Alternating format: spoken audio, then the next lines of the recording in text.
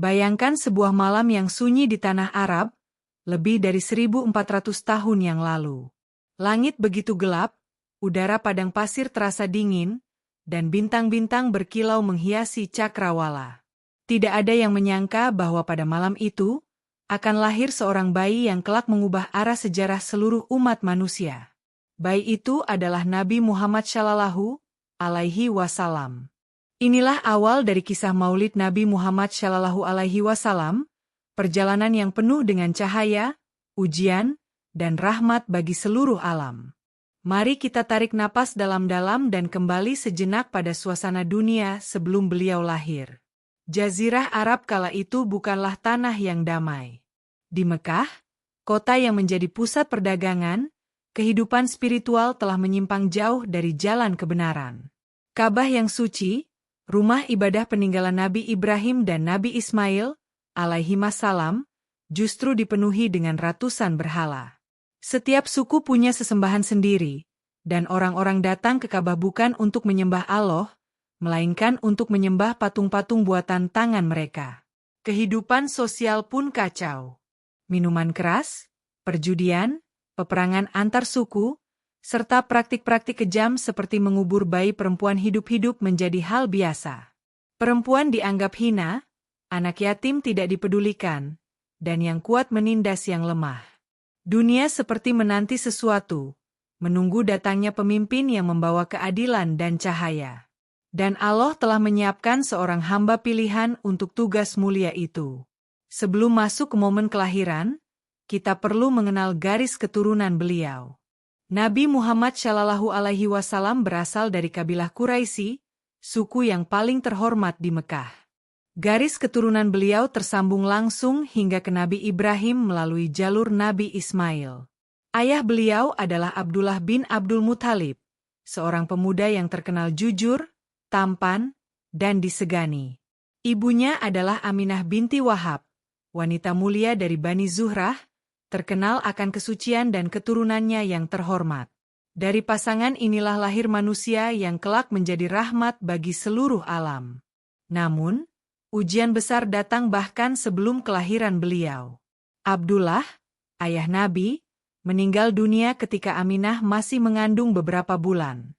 Bisa kita bayangkan, seorang bayi yang begitu mulia akan lahir dalam keadaan yatim. Inilah awal dari kisah yang penuh dengan ujian, namun justru membentuk pribadi beliau menjadi manusia yang tangguh, penuh empati, dan sangat dekat dengan Allah. Tahun kelahiran Nabi Muhammad Shallallahu Alaihi Wasallam dikenal sebagai Tahun Gajah. Mengapa disebut begitu? Karena di tahun itu, terjadi peristiwa besar yang mengguncang Mekah. Abrahah, gubernur dari Yaman yang tunduk pada kekuasaan Habasyah, membangun gereja megah untuk menyaingi Ka'bah. Namun ketika orang-orang tetap berziarah ke Ka'bah, ia marah dan memutuskan untuk menghancurkan rumah Allah itu. Ia datang dengan pasukan besar, lengkap dengan gajah-gajah perang yang menakutkan. Orang-orang Mekah tidak mampu melawan, mereka hanya pasrah. Tapi Allah tidak membiarkan rumahnya dirusak. Dalam Al-Quran Surah Al-Fil, dikisahkan bagaimana Allah mengirim burung ababil yang membawa batu panas, lalu menghancurkan pasukan Abrahah. Peristiwa itu menjadi pertanda bahwa Allah menjaga Ka'bah, dan pada tahun itulah Nabi terakhir akan lahir.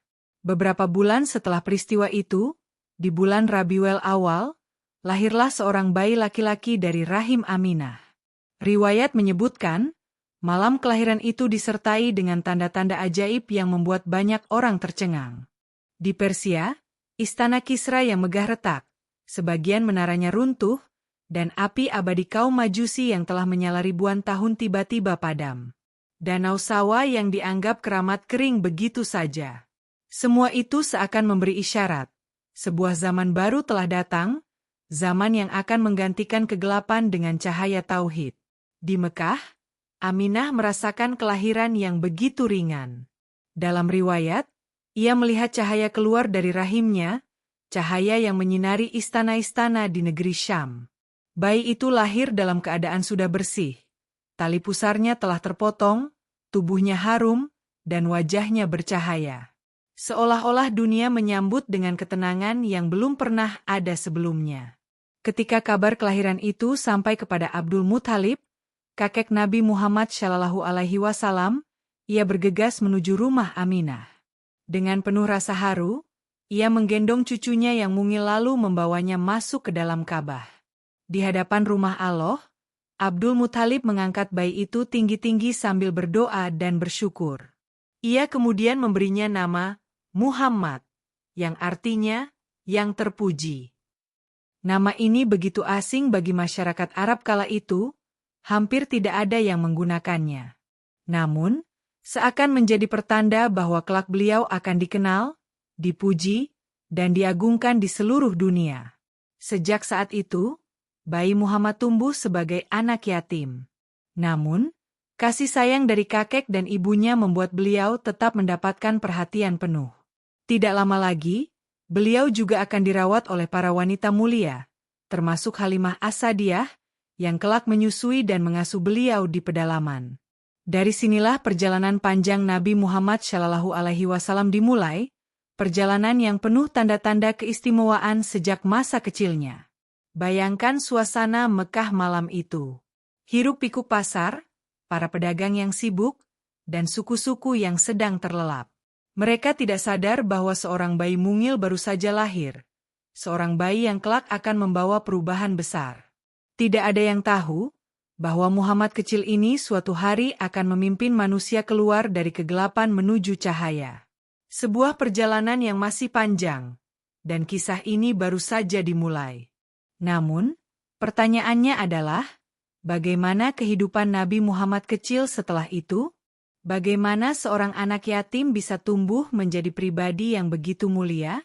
Dan apa tanda-tanda keistimewaan yang semakin jelas terlihat di masa kanak-kanak beliau? Semua jawabannya akan kita lanjutkan di chapter berikutnya. Setelah Nabi Muhammad Shallallahu Alaihi Wasallam lahir di Mekah, kehidupan beliau tidak berjalan seperti anak-anak lain. Beliau lahir tanpa seorang ayah, dan sebentar lagi juga akan kehilangan ibunda tercinta. Namun, sejak awal Allah sudah menyiapkan perjalanan luar biasa bagi Nabi terakhir ini. Salah satu bagian terpenting dari masa kecil beliau adalah ketika disusui oleh Halimah As-Sa'diyah, seorang wanita dari kabilah Bani Sa'id yang hidup di pedalaman. Pada masa itu, sudah menjadi tradisi orang Mekah untuk menitipkan bayi mereka kepada wanita dari pedalaman agar anak-anak tumbuh kuat, sehat, dan fasih berbahasa Arab murni. Kaum pedalaman dipercaya memiliki kehidupan yang lebih bersih dari hiruk-pikuk kota, udaranya segar, dan bahasanya lebih indah. Maka, banyak wanita pedalaman datang ke Mekah mencari bayi yang bisa mereka susui. Salah satunya adalah Halimah As-Sa'diyah. Namun, saat itu Halimah datang dalam kondisi serba sulit. Untanya lemah, bayinya sendiri sering menangis karena kurang susu, dan keluarganya hidup dalam kekurangan.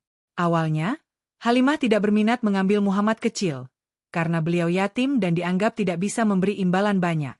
Namun, karena semua bayi lain sudah dipilih wanita-wanita lain, akhirnya Halimah memutuskan untuk membawa bayi Muhammad. Dan sejak saat itu, kehidupan Halimah berubah total. Begitu Muhammad kecil berada dalam pelukannya, susunya kembali deras, bayinya berhenti menangis, dan unta kurusnya tiba-tiba kuat serta menghasilkan banyak susu. Keluarga Halimah yang sebelumnya kekurangan, kini merasakan keberkahan yang luar biasa.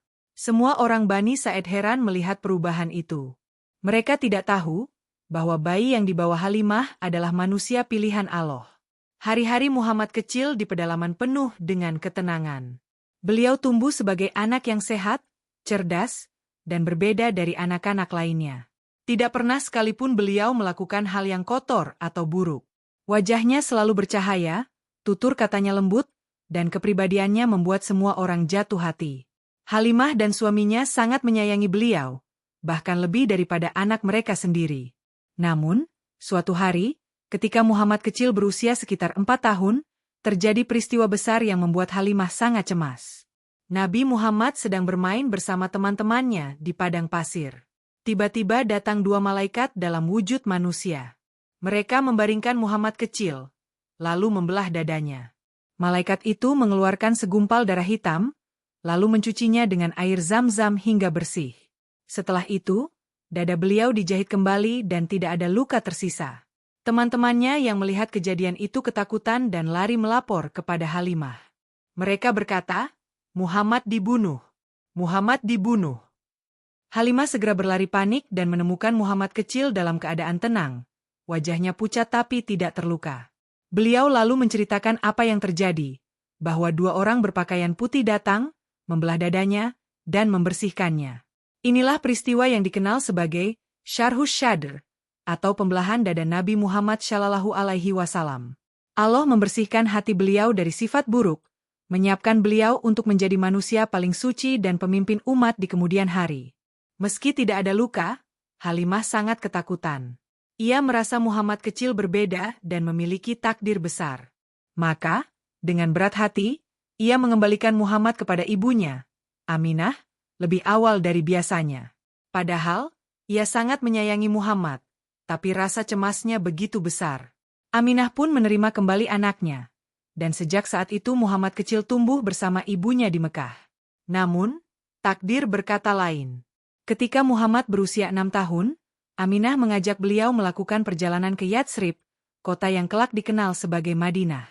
Aminah ingin memperkenalkan Muhammad kecil kepada keluarga dari pihak ayahnya, sekaligus menziarahi makam Abdullah, ayah Nabi, yang wafat di sana. Perjalanan itu penuh makna, namun juga penuh ujian. Sepulang dari Yatsrib, di sebuah tempat bernama Abwa, Aminah jatuh sakit. Kondisinya memburuk, dan di sanalah ia menghembuskan napas terakhir. Muhammad kecil yang baru berusia 6 tahun kini benar-benar menjadi yatim piatu. Bayangkan, seorang anak yang begitu mulia, ditinggalkan oleh kedua orang tuanya di usia sangat muda. Tangisnya begitu pilu. Namun Allah sudah menyiapkan jalan baginya. Setelah wafatnya Aminah, Muhammad diasuh oleh kakeknya, Abdul Muthalib. Sang kakek sangat menyayangi cucunya ini, bahkan lebih dari anak-anaknya sendiri. Ia sering membiarkan Muhammad duduk di tempat duduk khususnya di dekat Ka'bah, padahal tidak ada anak lain yang boleh melakukannya. Abdul Muthalib tahu bahwa cucunya istimewa. Ia melihat tanda-tanda kebesaran pada Muhammad kecil. Namun, kasih sayang itu tidak berlangsung lama. Ketika Muhammad berusia 8 tahun, Abdul Muthalib wafat. Muhammad kembali kehilangan orang yang sangat berarti dalam hidupnya. Setelah itu, Nabi Muhammad diasuh oleh pamannya, Abu Thalib, salah satu anak Abdul Muthalib. Abu Thalib bukan orang kaya, namun ia penuh kasih sayang dan melindungi Muhammad sebaik mungkin. Di rumah Abu Thalib, Muhammad tumbuh sebagai remaja yang mulai belajar mandiri. Beliau ikut menggembalakan kambing untuk membantu perekonomian keluarga pamannya. Pekerjaan itu terlihat sederhana, tapi sangat berarti. Dari menggembalakan kambing, Muhammad belajar kesabaran, ketekunan, dan kepemimpinan. Karena kelak, beliau akan menggembalakan bukan lagi hewan, melainkan umat manusia. Masa kecil Muhammad penuh dengan kehilangan, namun juga penuh dengan kasih sayang yang tak tergantikan. Setiap kehilangan justru membuat beliau semakin kuat, semakin mandiri, dan semakin dekat dengan Allah. Semua ini adalah persiapan untuk misi besar yang akan datang. Dan meski masih remaja, cahaya kenabian sudah mulai tampak dari akhlak dan sikapnya yang berbeda dari anak-anak seusianya. Pertanyaannya sekarang, bagaimana Muhammad kecil tumbuh remaja tanpa pernah terjerumus ke dalam kebiasaan buruk masyarakat Arab kala itu? Bagaimana beliau tetap dikenal jujur, hingga mendapatkan gelar Al-Amin? Semua jawabannya akan kita bahas di chapter berikutnya. Muhammad kecil kini telah beranjak remaja. Hidupnya penuh dengan ujian. Namun dari setiap cobaan, tumbuhlah pribadi yang luar biasa. Tanpa orang tua, hanya dalam asuhan kakek lalu pamannya, Muhammad justru tumbuh menjadi sosok yang berbeda dari anak-anak seusianya. Sifat jujur, amanah, dan sopan santun membuatnya cepat dikenal dan disukai banyak orang. Hingga kemudian masyarakat Mekah memberinya gelar yang sangat mulia, Al-Amin, yang artinya orang yang dapat dipercaya. Bayangkan suasana Mekah ketika itu. Kota perdagangan yang sibuk, para pedagang keluar masuk membawa kafilah, dan transaksi terjadi setiap hari. Namun, di tengah hiruk-pikuk itu, masyarakat Arab terkenal dengan sifat keras kepala, licik dalam berdagang, dan sering menipu. Dalam suasana seperti itu, hadir seorang pemuda Quraisy bernama Muhammad, yang justru dikenal jujur, tidak pernah berbohong, dan selalu menepati janji. Ketika orang-orang lain mencari keuntungan dengan cara menipu, Muhammad muda tetap memilih jalan yang bersih. Semua orang tahu, kalau ada transaksi yang melibatkan Muhammad, pasti aman. Inilah awal mengapa beliau disebut Al-Amin. Sejak usia belasan tahun, Muhammad ikut pamannya Abu Thalib dalam berdagang. Abu Thalib bukan pedagang kaya, tapi ia sering membawa barang dagangan ke negeri Syam.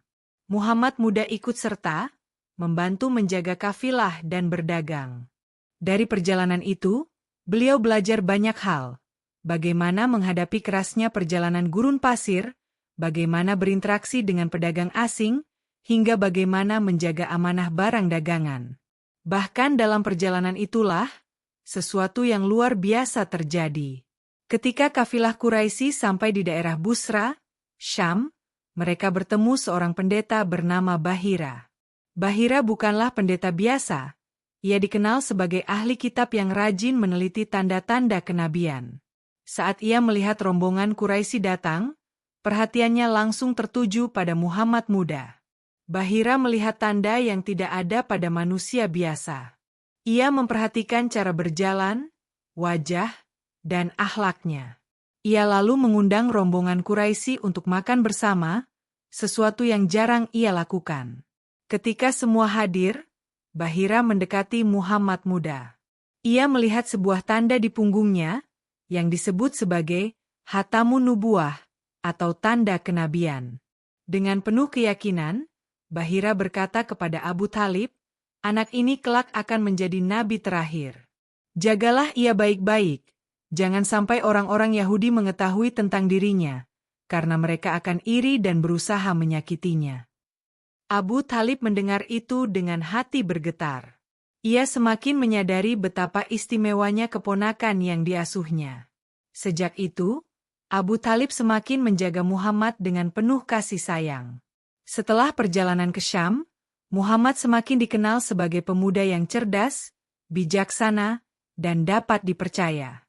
Ia tidak hanya belajar berdagang, tapi juga mengamati dunia luar. Beliau melihat bagaimana bangsa-bangsa lain hidup, bagaimana kepercayaan mereka, dan bagaimana kerusakan moral tersebar di mana-mana. Semua itu semakin menguatkan hati Muhammad untuk tidak mengikuti kebiasaan buruk kaumnya. Beliau tidak pernah minum khamar, tidak pernah berjudi, apalagi menyembah berhala. Beliau tetap menjaga kesucian dirinya, menolak semua ajakan teman sebaya yang sering tenggelam dalam kebiasaan jahiliyah. Hatinya selalu condong kepada kebenaran. Karena sifat jujurnya, Muhammad kemudian dipercaya untuk membawa barang dagangan milik orang lain.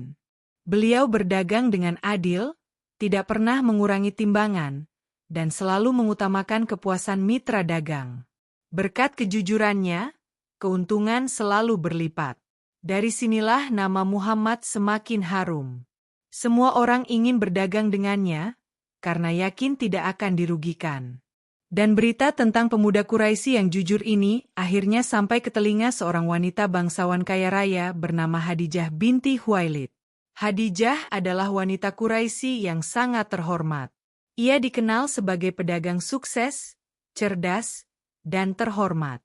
Namun karena ia seorang wanita, ia sering mempercayakan perdagangannya kepada laki-laki yang jujur. Mendengar nama Muhammad yang masyhur dengan kejujurannya, Khadijah merasa inilah orang yang tepat untuk mengelola barang dagangannya. Ia lalu menawarkan kepada Muhammad untuk memimpin kafilah dagangnya ke Syam dengan sistem bagi hasil. Muhammad menerima tawaran itu, dan berangkat membawa dagangan Khadijah bersama seorang budaknya bernama Maisarah. Perjalanan dagang itu kembali membuktikan keistimewaan Muhammad. Semua barang dagangan terjual dengan harga tinggi, keuntungan berlipat, dan semua transaksi berjalan lancar. Maisarah, yang selalu mendampingi Muhammad, melihat banyak keistimewaan beliau. Ia melihat Muhammad tidak pernah berbuat curang, selalu sopan dalam berbicara, dan selalu dilindungi dalam perjalanan. Bahkan, dalam riwayat disebutkan bahwa saat perjalanan di tengah terik matahari, awan selalu menaungi Muhammad, seolah Allah melindunginya dari panas. Maisarah sangat kagum, dan ketika kembali ke Mekah, Ia menceritakan semua hal itu kepada Khadijah. Mendengar laporan Maisarah, hati Khadijah luluh. Ia melihat Muhammad bukan hanya jujur dalam berdagang, tapi juga memiliki akhlak yang mulia, berbeda dengan laki-laki lain pada zamannya. Ia kemudian tertarik untuk mengenal Muhammad lebih jauh. Dan akhirnya, melalui perantara keluarganya, Khadijah mengungkapkan niat untuk menikah dengan Muhammad. Meski usianya lebih tua, sekitar 40 tahun, sementara Muhammad berusia 25 tahun, perbedaan itu tidak menjadi halangan. Karena yang Khadijah lihat bukan usia, melainkan kemuliaan akhlak. Pernikahan Muhammad dan Khadijah menjadi pernikahan yang penuh berkah. Khadijah bukan hanya istri, tapi juga sahabat, pendukung, dan penolong utama dalam perjalanan Muhammad. Dari pernikahan ini, lahirlah beberapa anak, termasuk putri tercinta Fatimah Az-Zahra. Kehidupan rumah tangga Muhammad dan Khadijah penuh dengan ketenangan dan kasih sayang, menjadi pondasi kuat bagi perjalanan kenabian yang sebentar lagi akan dimulai. Namun sebelum risalah besar itu datang, masih ada banyak peristiwa penting dalam kehidupan Muhammad muda. Bagaimana beliau menyelesaikan perselisihan suku Quraisy ketika membangun kembali Ka'bah? Bagaimana masyarakat semakin kagum pada kebijaksanaannya, hingga semua sepakat bahwa tidak ada orang yang lebih layak memimpin mereka selain Muhammad? Semua itu akan kita bahas di chapter berikutnya.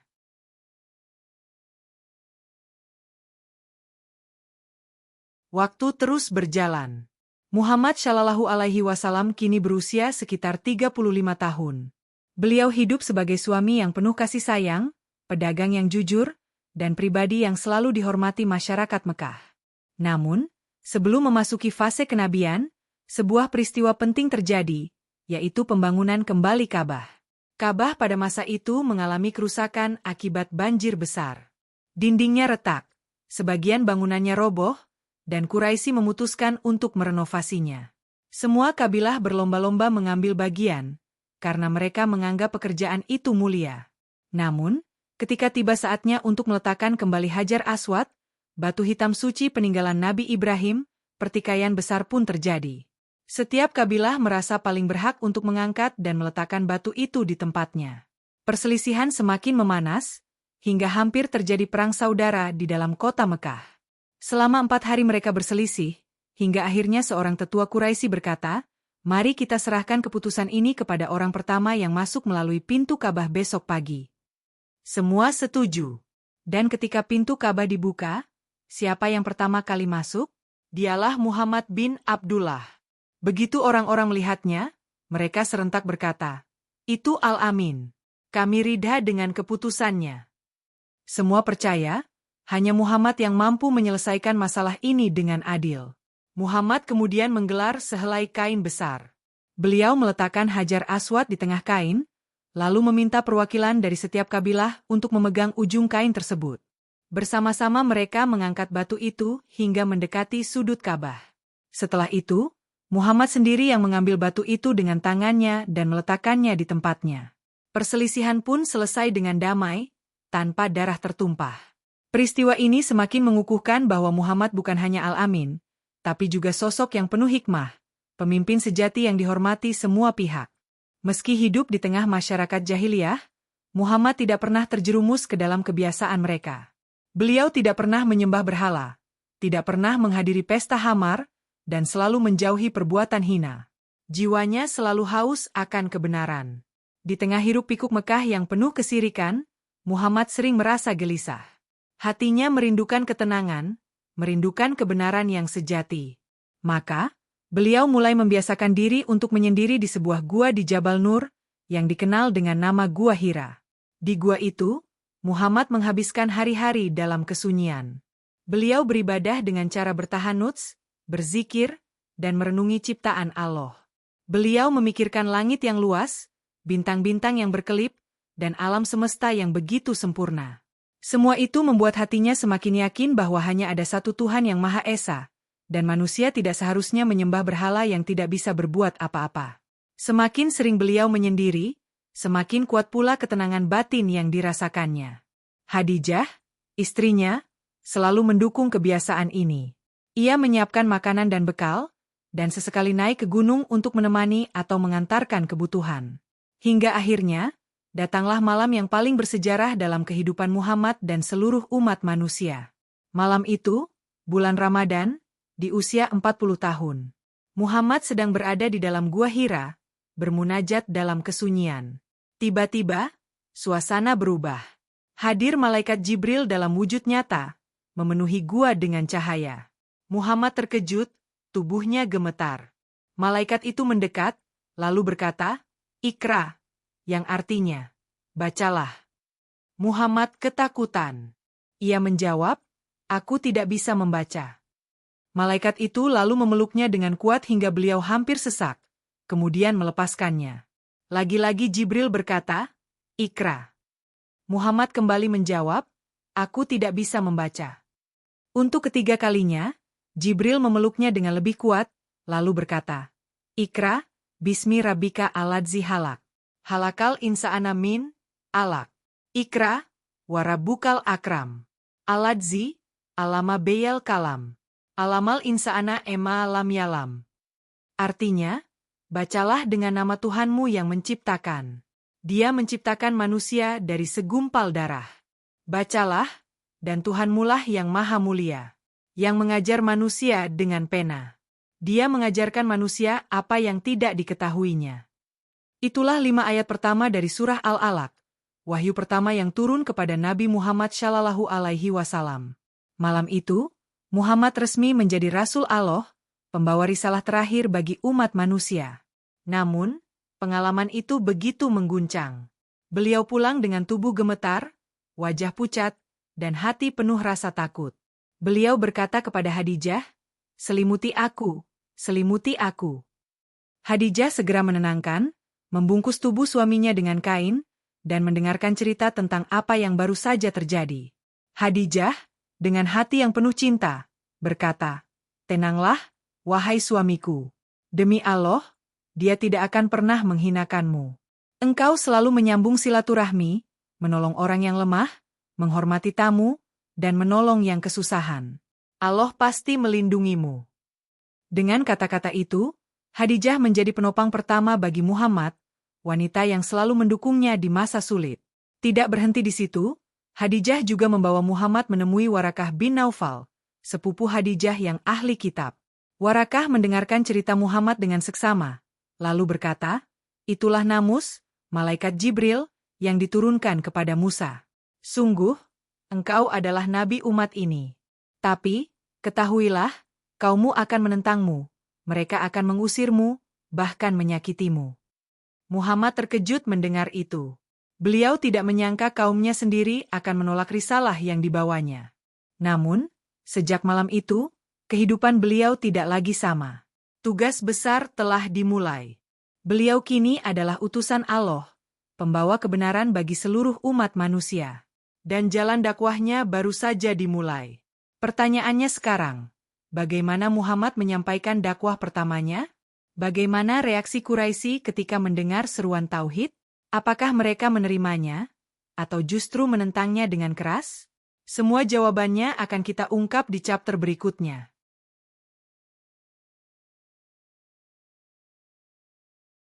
Turunnya wahyu pertama di Gua Hira menjadi titik balik kehidupan Nabi Muhammad Shallallahu Alaihi Wasallam. Kini beliau bukan lagi sekadar seorang pedagang yang jujur, atau seorang suami yang penuh kasih sayang. Beliau kini adalah utusan Allah, pembawa risalah terakhir. Namun, perjalanan dakwah tidak dimulai dengan mudah. Justru sejak saat itu, ujian demi ujian datang silih berganti. Setelah menerima wahyu pertama, Jibril tidak langsung turun setiap hari. Ada masa jeda yang membuat Muhammad sempat gelisah. Namun, kemudian turun wahyu berikutnya yang memberi kekuatan. "Wahai orang yang berselimut, bangunlah, lalu berilah peringatan." Dengan ayat itu, Muhammad diperintahkan untuk memulai dakwah, menyampaikan risalah tauhid, bahwa tidak ada Tuhan selain Allah. Beliau memulai dengan cara sembunyi-sembunyi. Selama 3 tahun pertama, Nabi mengajak orang-orang terdekatnya untuk beriman. Orang pertama yang menerima dakwah adalah Khadijah, istrinya yang setia. Tanpa ragu, Khadijah berkata, "Aku bersaksi tiada Tuhan selain Allah, dan engkau adalah utusannya." Setelah itu, Ali bin Abi Thalib yang masih remaja juga memeluk Islam, diikuti oleh sahabat karib Nabi, Abu Bakar as-Siddiq. Abu Bakar, dengan pengaruh dan kelembutannya, berhasil mengajak banyak orang masuk Islam, termasuk sahabat-sahabat besar seperti Utsman bin Affan, Zubair bin Awam, Abdurrahman bin Auf, dan Sa'id bin Abi Waqqas. Lalu ada Zaid bin Haritsah, anak angkat Nabi, yang juga menerima Islam dengan penuh keyakinan. Dakwah Islam pun mulai berkembang diam-diam. Mereka berkumpul di rumah Arkam bin Abi Arkam, yang kemudian dikenal sebagai Darul Arkam. Di sana, Nabi mengajarkan wahyu yang turun, membimbing para sahabat, dan menanamkan iman dalam hati mereka. Mereka belajar dalam suasana hening, penuh rahasia, karena takut diketahui Quraisy. Namun, meski jumlah mereka sedikit, cahaya Islam sudah mulai menyinari Mekah. Di antara yang masuk Islam ada pula sosok Bilal bin Rabah, seorang budak berkulit hitam dari Habasyah. Bilal menerima Islam setelah mendengar dakwah Nabi melalui Abu Bakar. Keteguhan imannya luar biasa. Meski kelak ia akan disiksa dengan kejam oleh tuannya, Bilal tetap teguh dengan kalimat, "Ahad, Ahad, hanya satu Tuhan." Kisah Bilal menjadi salah satu simbol keteguhan iman umat Islam yang awal. Setelah 3 tahun berdakwah secara sembunyi-sembunyi, turun perintah dari Allah agar Nabi mulai menyampaikan dakwah secara terbuka. Maka, beliau naik ke Bukit Syafa, memanggil seluruh suku Quraisy untuk berkumpul. Dengan suara lantang, beliau berkata, "Wahai kaum Quraisy, jika aku katakan kepada kalian bahwa di balik bukit ini ada pasukan yang siap menyerang, apakah kalian akan percaya?" Mereka menjawab, "Ya, kami percaya. Engkau tidak pernah berdusta." Nabi lalu berkata, "Kalau begitu, ketahuilah, aku adalah pemberi peringatan bagi kalian semua. Tinggalkan penyembahan berhala, sembahlah hanya Allah yang Maha Esa, karena aku adalah utusannya." Mendengar itu, suasana menjadi tegang. Abu Lahab, paman Nabi sendiri, berdiri dan berkata dengan marah, "Celakalah engkau, Muhammad. Apakah hanya untuk ini engkau mengumpulkan kami?" Sejak saat itu, Quraisy mulai menentang dakwah Nabi dengan keras. Ayat turun mengecam Abu Lahab dalam surah Al-Masad. "Binasalah kedua tangan Abu Lahab, dan sesungguhnya ia akan binasa." Penentangan Quraisy semakin lama semakin keras. Mereka mengejek Nabi, menuduhnya sebagai tukang sihir, pendusta, bahkan orang gila. Mereka menghalangi orang-orang agar tidak mendengarkan beliau. Namun, semakin mereka menghalangi, semakin banyak orang yang penasaran, dan akhirnya menerima Islam. Quraisy lalu beralih dengan cara-cara kejam, menyiksa budak-budak yang masuk Islam. Bilal dijemur di bawah terik matahari, ditindih batu besar, namun lisannya tetap kokoh mengucapkan, "Ahad, Ahad." Yasir dan istrinya Sumayyah disiksa hingga wafat, menjadi syuhada pertama dalam Islam. Ammar bin Yasir dipaksa menyakiti dirinya, namun hatinya tetap teguh dalam iman. Semua ini menunjukkan betapa beratnya awal dakwah Nabi. Tidak hanya itu, Quraisy juga mencoba merayu Nabi. Mereka menawarkan harta, tahta, bahkan wanita, asal beliau berhenti berdakwah. Namun, Nabi menjawab dengan tegas, "Demi Allah, jika mereka meletakkan matahari di tangan kananku dan bulan di tangan kiriku, aku tidak akan meninggalkan dakwah ini, sampai Allah memenangkannya atau aku binasa karenanya." Jawaban itu menunjukkan bahwa beliau tidak pernah tergoda oleh dunia. Misinya murni, menyampaikan risalah Allah kepada seluruh umat manusia. Karena tidak berhasil dengan bujukan, Quraisy semakin keras menekan. Mereka melakukan boikot besar-besaran terhadap Nabi dan pengikutnya.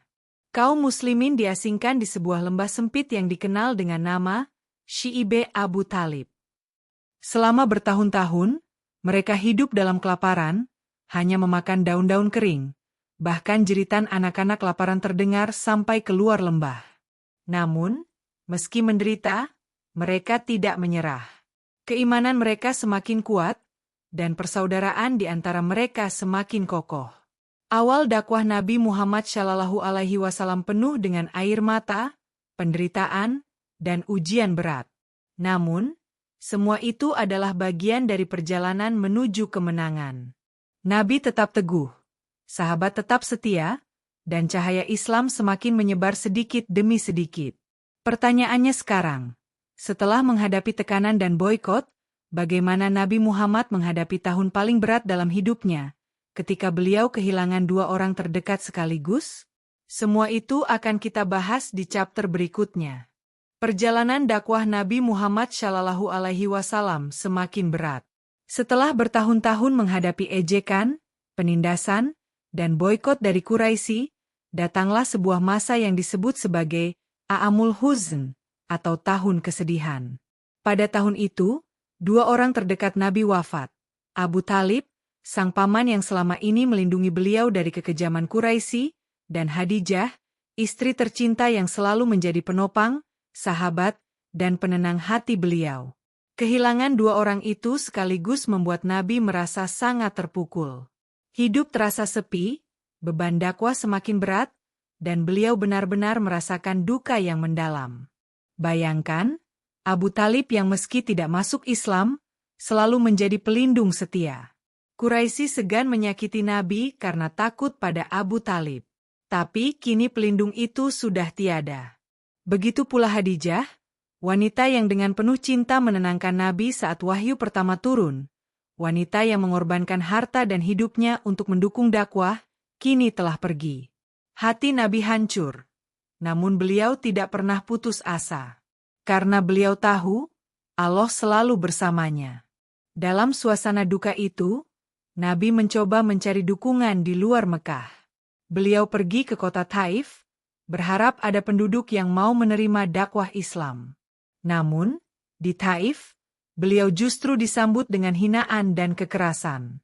Orang-orang melempari beliau dengan batu hingga tubuhnya terluka dan kakinya berdarah. Beliau berjalan tertatih, penuh luka, hingga duduk di bawah pohon.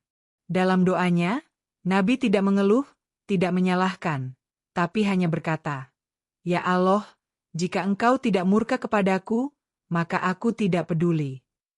Doa itu menggambarkan betapa besar kesabaran dan keteguhan beliau. Namun, Allah tidak pernah meninggalkan hamba pilihannya. Setelah masa yang penuh kesedihan, Allah memberikan hadiah yang sangat agung, peristiwa Isra dan Mikraj.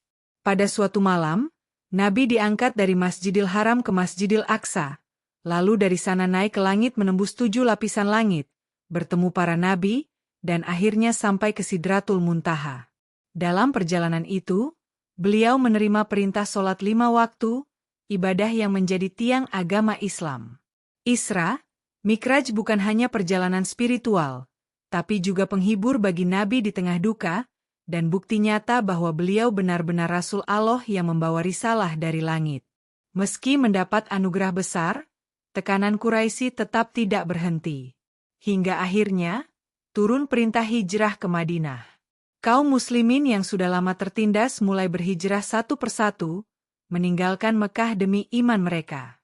Nabi sendiri kemudian hijrah bersama sahabatnya Abu Bakar As-Siddiq. Perjalanan itu penuh bahaya, karena Quraisy berusaha membunuh beliau. Namun, dengan pertolongan Allah, Nabi selamat, hingga akhirnya tiba di Madinah dengan sambutan penuh cinta dari kaum Ansyar. Dari situlah, Islam semakin berkembang, dan cahaya dakwah semakin terang. Mari kita tarik benang merah dari perjalanan yang sudah kita dengar. Dari kelahiran Nabi Muhammad SAW di tahun gajah, ketika dunia dipenuhi tanda-tanda ajaib, hingga masa kecilnya sebagai yatim piatu yang penuh kasih sayang. Dari remajanya yang jujur hingga mendapat gelar Al-Amin, pernikahannya dengan Khadijah yang penuh berkah, hingga turunnya wahyu pertama di Gua Hira. Dari dakwah sembunyi-sembunyi, penderitaan sahabat-sahabat setia, penentangan Quraisy, hingga tahun kesedihan, Isra, Mikraj, dan akhirnya hijrah ke Madinah. Semua itu menunjukkan bahwa perjalanan hidup Nabi adalah perjalanan luar biasa, penuh ujian, namun selalu dinaungi pertolongan Allah. Dan inilah twist yang sering kita lupakan. Nabi Muhammad SAW, manusia paling mulia, justru hidup penuh ujian sejak awal.